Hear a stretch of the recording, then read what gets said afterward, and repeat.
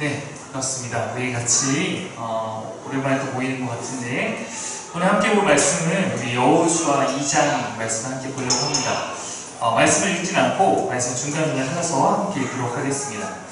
여호수아의 첫 번째 설교를 제가 주일날 나눴는데 그때 저는 첫 번째 설교를 통해서 여러분에게 여호수아서와 여호수아에 대해서 소개했습니다. 잠깐 기억을 되살려보면 먼저 여호수아서를 소개했는데 가장 기억해야 할 것을 여러분이 다시 한번 되새겨본다면 여호수아서라는 책이 모세오경 뒤에 위치해서 이스라엘 백성에 주겠다고 약속하신 그 모세오경에 있는 땅에 대한 약속들을 성취하는 책이다라고 제가 설명한 바 있습니다. 모세오경과 그 밑에 있는 역사서를 이어주는 그런 중요한 다리 같은 역할을 하고 있다는 것입니다. 두 번째로는 여호수아를 소개했는데 특별히 여호수아의 이름에 대해서 소개했습니다. 여호수아의 이름 자체가 헬라어로 번역하면 뭐와 같다고 했냐면 예수와 같다고 했습니다. 여호수아가 그러므로 가나안 땅으로 백성을 이끌고 들어가고 그들을 인도하여 갔던 것처럼 이런 모든 모습은 훗날에 하나님 완성된 가나안 나라로 자기 백성을 이끌고 가시는 예수의 모습을 예표하고 있다고 했습니다. 세 번째로 제가 소개했던 것은 여호수아 1장의 메시지였습니다. 의지했던 모세가 사라지고 여호수아에게는 두려움이 가득했습니다. 그러나 하나님께서 그에게 말씀하시면서 그를 깨우치십니다. 모세가 중요한 것이 아니라 내가 너와 함께하는 것이 중요하다는 하나님께서 일하실 것을 약속하십니다. 그럼 우리는 구경하는 것인가? 아니라고 했습니다. 하나님이 우리를 통해 일하실 때 우리도 해야 하는 것이 있다라고 했습니다. 그것이 무엇이냐면 말씀에 대한 순종입니다. 우리의 문제는 우리의 능력이 부족한 것이 아니라 하나님을 향한 마음이 부족한 것이다 라고 나눴습니다. 하나님을 향한 마음을 온전하게 갖고 우리가 주를 의지하고 하나님의 말씀에 순종만 나아갈 때 내 삶을 통해서 하나님께서 일하시고 하나님께서 역사하실 것을 다시 한번 우리가 지금 기억해야 할 것입니다. 오늘 여호수아 2장입니다. 2장은 여리고 성을 정탐하는 정탐꾼과 라합에 대한 이야기입니다. 아시겠지만 여호수아가 이제 너가 그 정복한 가나안 땅을 정탐하는데 여리고 성과 그 일대를 정탐하라고 정탐꾼을 보냅니다. 그들이 이제 그곳에 갔을 때 라합의 집에 머물고 라합이 그들을 숨겨줬기 때문에 그들이 살아서 돌아가서 이제 훗날 그들이 다시 이 땅을 차지하게 됐을 때 은혜를 입었던 라합을 가족을 살리는 그런 내용이라고 여러분 아마 알고 계실 것입니다. 제가 전에 나눈 적이 있는 것 같은데 기생 라합이라고 하고 있는 것은 의역이라고 했습니다. 정확한 번역은 기생보다는 창녀 라합입니다. 왜 정탐꾼이 창녀의 집에 들어갔을까?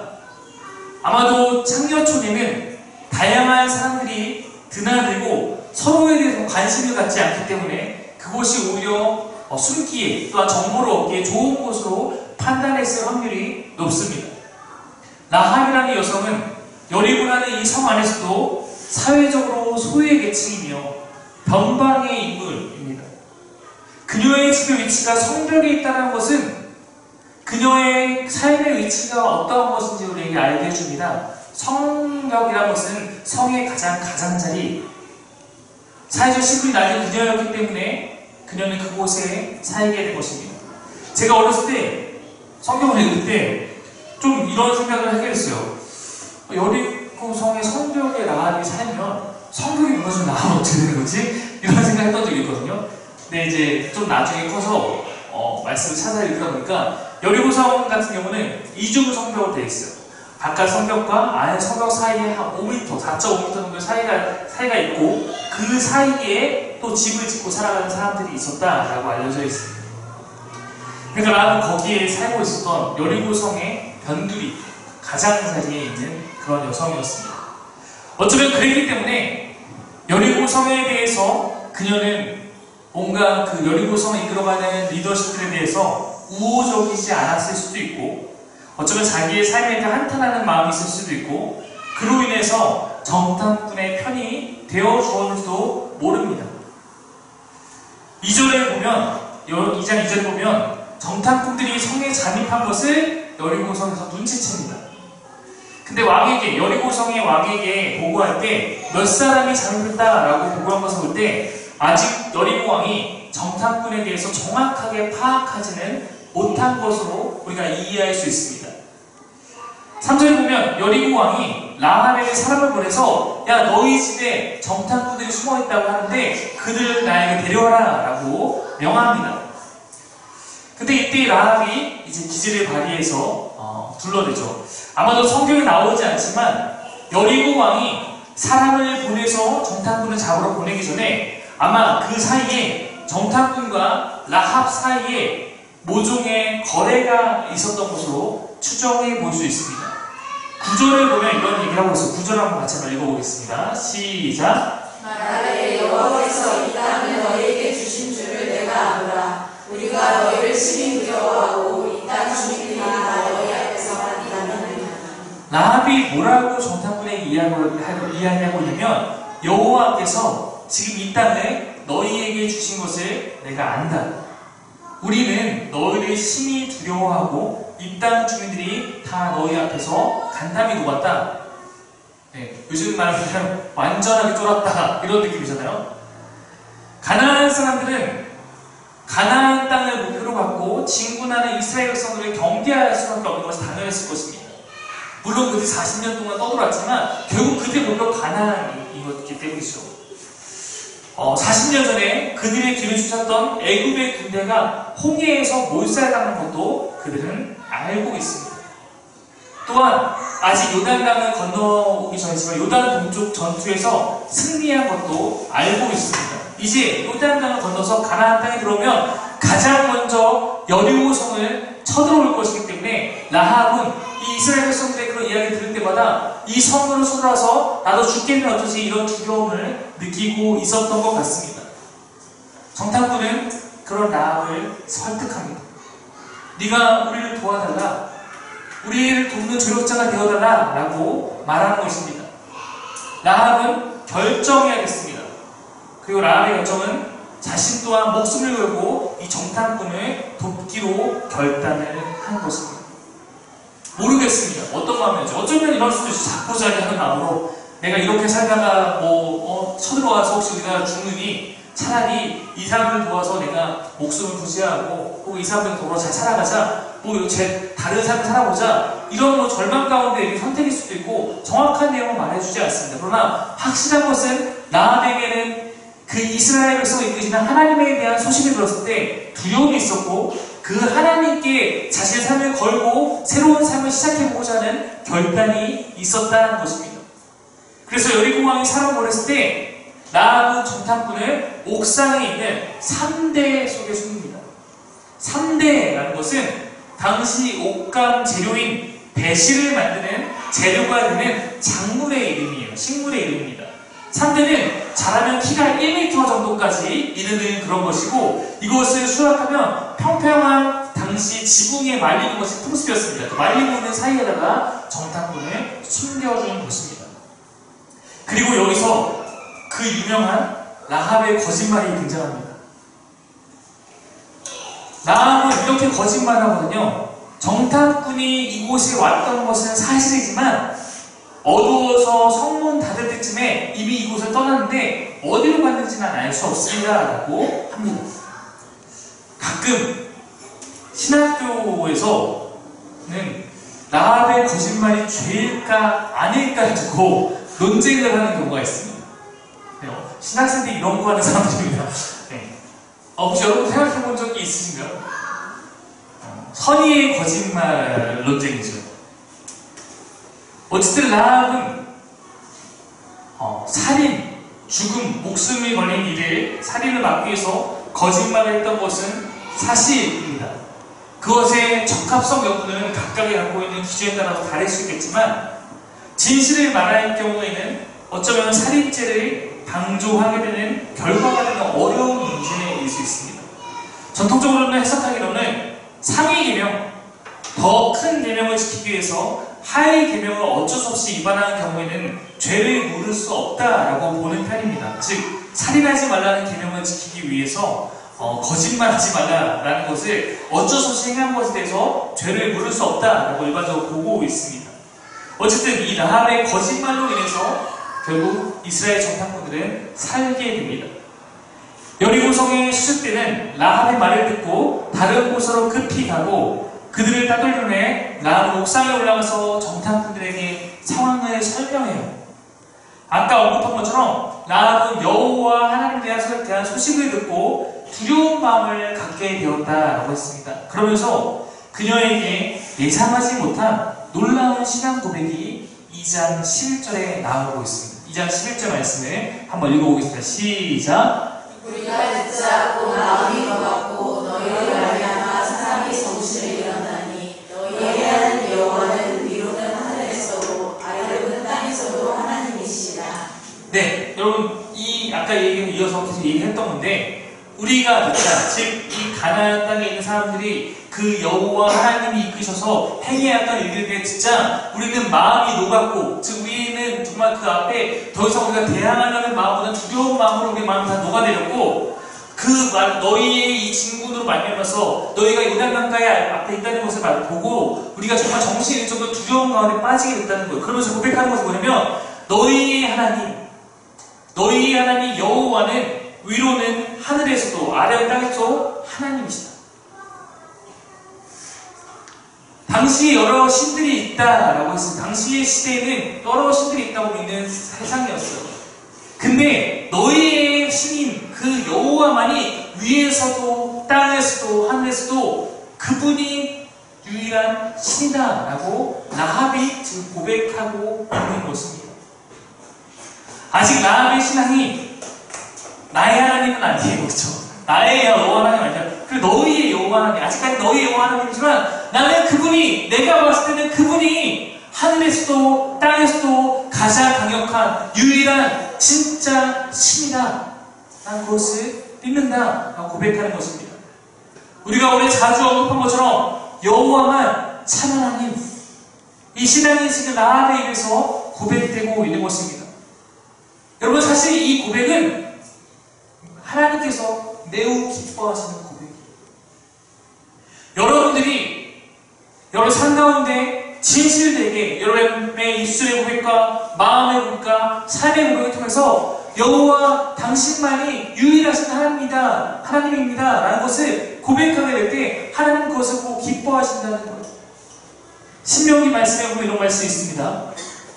한번 읽겠습니다. 시작! 그런즉 너는 오늘 위로 하늘에나 아래로 땅에 오직 여호와는 하나님이시요 다르심이 없는 줄 알아 명심하고. 모세오경 가운데 이미 하나님 말씀하셨어요. 위로 하늘이나 아래로 땅에 오직 여호와는 하나님이시다. 다른 신은 없다. 이걸 말씀하셨고, 라합은 이 말씀을 아마도 몰랐겠으나 그의 삶의 경험을, 짧은 경험을 통해서 이것을 고백하고 있다는 것입니다. 열왕기상 말씀 한번 보겠습니다. 읽겠어요. 시작! 이르되 이스라엘 하나님 여호와여, 위로 하늘과 아래로 땅에 주와 같으신 영원하라. 주께서는 온 마음으로 주의 앞에서 행하는 종들에게 언약을 지키시고 은혜를 베푸시나이다. 하나님 앞에 다른 신은 없다. 주님은 온 마음으로 주 앞에서 행하는 종들에게 은혜를 베푸시는 분이라 말씀은 우리에게 다시 한번 알려주고 있습니다. 여러분, 라합의 이 고백은 단순히 그냥 입으로 하는 고백이 아니었어요. 아닐 수밖에 없는 상황 아닙니까? 이것은 여기서 이것을 고백하면서 이들을 살려준다는 것은 그녀에게는 목숨을 거는 행동이었습니다. 그러므로 이 고백은 그냥 듣기 좋으라고 하는 고백이 결코 아닐 것입니다. 그녀는 이제 자신의 삶을 자신이 고백하는 이 여호와 하나님께 의지하고 의탁하기로 결정하는 것입니다. 여러분, 사실 유대인들도 이런 신앙이 없는 경우가 많았어요. 당시에 유행하는 신앙의 모습들은, 당신의 가장 일반적인 신앙의 모습들은 다신론 여러 가지 신이 있다고 믿거나 다니엘신은 여러 가지 신이 있는데 그 중에 하나님이 최고다라는 거예요. 유일신 신앙과 다니엘신 신앙은 다른 겁니다. 유일신은 하나님 외에는 다 아예 신도 아니다라고 하는 거고, 다니엘신은 여러 신들 중에 하나님이 짱이다라는 거예요. 하나님 기뻐하시는 건 다니엘신도 아니라 유일신. 하나님 외에는 다른 신은 없다. 하나님 외에는 너희가 아예 마음을 두고 경배하고 쳐다볼 만한 것도 없다라는 것입니다. 유일신 신앙을 갖지 못한 것이 이 신앙을 나아가지 못한 것이 구약에서 되풀이되는 이스라엘의 실패의 원인이 아니겠습니까? 라합이 정말로 하나님에 대한 확실한 믿음이 있기에 저런 고백을 했는지, 즉 알고 했는지 모르고 어떻게 했는지 저는 알지 못합니다. 그러나 이 고백이 그녀와 그녀의 가족을 구원하게 한 것은 명백한 사실입니다. 그녀는 어쩌면 딱 하나님을 알았고 그것을 붙잡았는지도 몰라요. 하나님이라는 그 신이 최고다. 이 신을 의지해서 내가 살겠구나. 이방인이고 직업은 창녀였던 라합이었지만 그녀가 가진 이 짧은 믿음의 고백과 그에 따른 신실한 그녀의 결단과 행동이 그녀를 성경 역사의 기억된 이름으로 만들어주고 있다는 것입니다. 또 하나 이 말씀을 통해 깨달을 수 있는 것은 과연 누가 이스라엘입니까? 이스라엘이라는 것은 하나님의 백성이죠. 이스라엘 백성들의 자격 요건은 무엇인가? 인종적 조건인가? 신앙적 조건인가? 이 말씀 우리에게 깨닫게 해줍니다. 이스라엘은 신앙 공동체예요. 혈통이 다가 아니라는 것입니다. 라합과 같이 여호와 하나님을 인정하고 그의 백성으로 들어오기 원하는 사람에게 열려있는 공동체였다는 것입니다. 구약에서조차도. 오늘 우리가 이곳에 모여서 우리가 하나님의 나의 아버지라고 부르며 찬양하고 기도할 수 있는 유일한 조건이 있다면 하나님만이 나의 유일한 신이라는 우리의 고백인 줄 믿습니다. 우리는 다신론도 아니고 다니엘신도 아니고 유일신 신앙을 갖고 이 삶을 살아가야 합니다. 여기서는 주님 찾다가 세상에 다시 다른 것 찾고 의지하는 그런 모습이 내 안에 있지 않도록 내 삶의 모든 순간순간이 철저하게 오직 주님일 때 우리는 유일신 신앙을 갖고 하나님을 기쁘게 하는 삶을 살아가는 주의 백성이 되는 것입니다. 여러분, 여러모로 봤을 때 우리의 삶의 모습과 우리에게 주어진 조건은 라합보다 낫다라고 이야기할 수 있을 것 같습니다. 우리는 하나님을 라합보다 훨씬 오래 알았고 배웠고 경험도 해왔습니다. 그런데 우리는 라합처럼 결단하지 못하는 경우가 참 많습니다. 하나님을 선택하고 하나님을 찬양하는 것이 어려운 것이 아니라 하나님이 아닌 다른 것을 포기하는 것을 어려워합니다. 하나님을 찬양하고 하나님 믿고 그래 하나님 최고예요 하는 것은 모두가 어려워하지 않는데 진짜로 그 하나님의 다른 것을 포기하는 것은 어려워합니다. 정탐꾼이 라합의 집으로 들어왔어요. 어쩌면 그 순간은 라합에게 위기의 순간이었을지도 모릅니다. 갈등의 순간이었을 것입니다. 무엇을 택해야 할까 고민되는 절대절명의 순간이었을 것입니다. 그때 라합은 결단했죠. 그녀는 어쩌면 자신의 공동체를 버린 것입니다. 배신자가 된 것입니다. 여러분, 만약에 라합이 반대의 선택을 했다고 생각해 보십시오. 정탐꾼을 고발하고 그렇다면 라합은 여리고 왕으로부터 잠시간 환대를 받고 그 안에서 잠시간 만족을 누렸을지도 모릅니다. 그러나 여리고 성을 정복하겠다는 하나님의 의지가 그로 인해 막히지는 않았을 것입니다. 그렇다면 아마도 라합이 다른 결정했다면 그녀와 그녀의 집은 여리고 성의 무너짐과 함께 멸망을 맞이하게 되었을 것입니다. 다른 선택을 했다면 짧은 기쁨과 영원한 멸망으로 그녀의 삶은 기록될 것입니다. 그렇게 보면 우리가 많이 듣는 복음의 메시지가 되지 않나요? 우리에게 주어진 이 짧은 생의 순간 동안 우리가 무엇을 의지할 것인가? 이 짧은 생애 동안 이곳에서 주는 것들에 만족하고 기뻐하다가 영원한 멸망을 당할 것인가? 아니면 영원한 것을 택하여 그것을 붙들고 살아갈 것인가? 우리가 매일같이 어쩌면 듣고 고백하고 전하는 복음의 메시지가 대입되는 장면일 수 있습니다.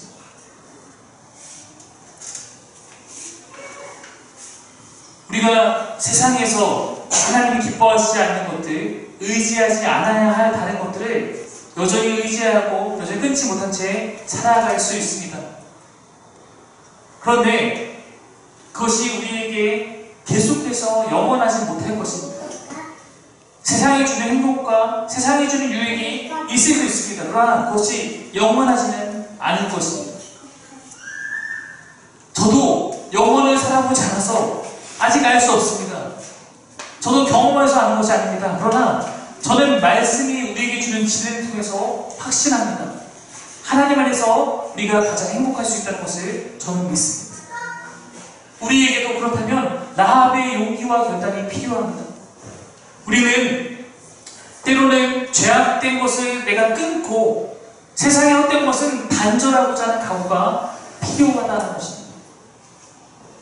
하나님과 가까워지기 위해서 때로는 하나님을 모르는 사람들과 우리는 멀어지는 각오를 해야 될 때도 있습니다.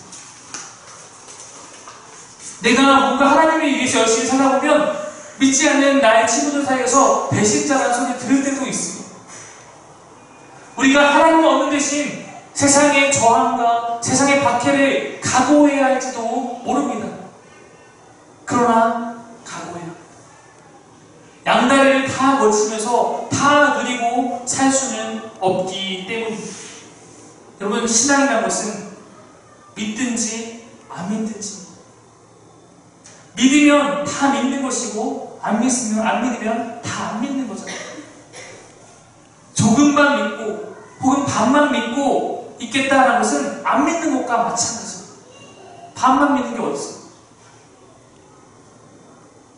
우리의 신앙은 언제나 둘 중에 하나인 거예요. 믿으면 진짜 믿든지 아니면 안 믿는 거예요.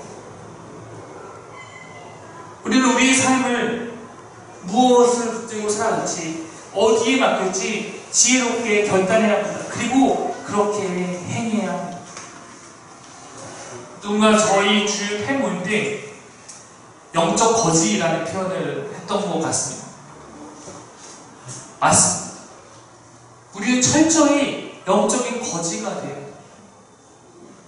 우리의 신앙은 스스로 강해서 강한 것이 아니기 때문입니다. 신앙이 강하다, 신앙이 좋다는 것은 그만큼 철저하게 무언가를 의존하고 있는 것입니다. 당연히 그 무언가는 하나님이죠. 그것이 신앙이 좋은 것입니다. 제가 하나님 나라에 대해서 예전에 많이 나누면서 가장 많이 썼던 단어 중에 하나가 푸토코스라는 거였어요. 푸토코스는 가난한 자라고 부르는데 헬라어 단어입니다. 아까 말한 거지예요. 하나님 나라는 어떤 자들에게 주어지는가? 푸토코스에게 주어진다. 성경은 말하고 있습니다. 가난한 자, 거지는 무엇입니까? 하나님이 나의 삶을 책임지지 않으면 나는 죽습니다 라고 철저하게 하나님께 내 삶을 의존하고 있는 살아가는 자, 그가 거지입니다. 근데 하나님 나라는 그런 자에게만 주어진다고 예수님이 우리에게 가르치고 있다는 것입니다. 가난한 자, 주님만 바라보고 살아가는 자, 죽기만 구하고 내 생명을 전적으로 의지하는 자, 우리의 이 땅에서의 우리가 당당하고 강하게 살 수 있는 것은 철저하게 그러한 연약함과 그러한 의존이 우리에게 있기 때문입니다. 우리는 주님 앞에 반드시 두 손 들고 항복하고 주님 나 좀 살려주세요. 주님 제발 나와 함께 해주세요. 난 주님 없으면 죽어요. 라는 마음이 있을 때 하나님께서 우리를 붙잡고 우리가 이 세상 가운데 주님과 더불어 강하게 담대하게 살아갈 수 있는 것입니다. 여러분, 혹시 여러분 삶에 가장 중요한 고집을 부려야 할 때가 있다면 다른 것에 쓰지 말고 이 신앙적 결단하는데 여러분의 모든 고집을 사용하기를 원합니다. 독하게 하나님만을 바라보기를 원합니다. 여러분, 하나님은 라합의 결단을 기억하셨습니다. 그녀의 신앙적 결단은 그녀의 목숨을 구원하실 뿐 아니라 그녀를 예수님의 족보의 일부가 되도록 사용하셔서 신앙에까지 그녀의 이름에 새겨 넣어 주셨습니다. 마태복음 말씀에 이렇게 있죠. 한번 읽겠습니다. 시작. 너는 라합에게서 보아스를 낳고 보아스는 루벤에서 오벳을 낳고 오벳은 이새를 낳고. 아시겠지만 이새에게서 다윗이 나오죠. 라합은 창녀였고 이방 여인이었고 여리고성이 무너지는 가운데 살아남아서 이스라엘의 일부가 되어서 예수님의 족보로 준비하는 그 통로로 사용되었다라고 했습니다. 그녀는 경험이 부족했습니다. 그녀는 아는 것이 거의 없었습니다. 그러나 딱 한 가지 하나님에 대한 소식을 듣고 그것에 대해서 반응을 했습니다. 우리는 내 신앙이 변화되기 위해서 많은 조건이 필요할 것 같지만, 많은 시간이 필요할 것 같지만, 때로는 어쩌면 그렇지 않을지도 모릅니다. 주님이 나에게 마음을 주실 때, 주님이 나에게 내 마음을 두드릴 때, 그때가 내가 주께 한 걸음 더 나아갈 수 있는 기회이고 시간입니다.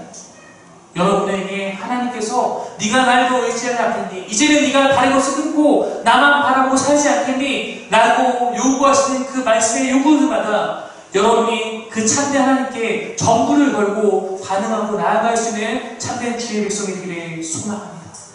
우리 같이 그런 마음 갖고 찬양하고 함께 기도하며 이 시간 우리 마음을 하나님께 드리며 나아가기를 원합니다.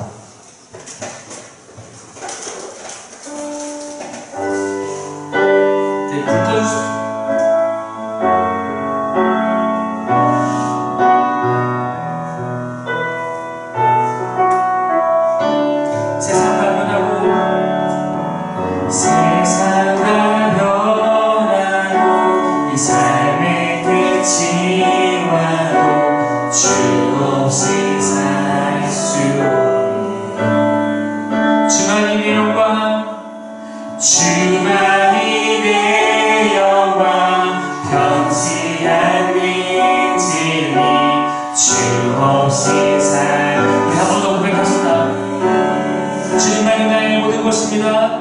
세상과 변하고 이 삶의 끝이 와도 주 없이 살 수 없네.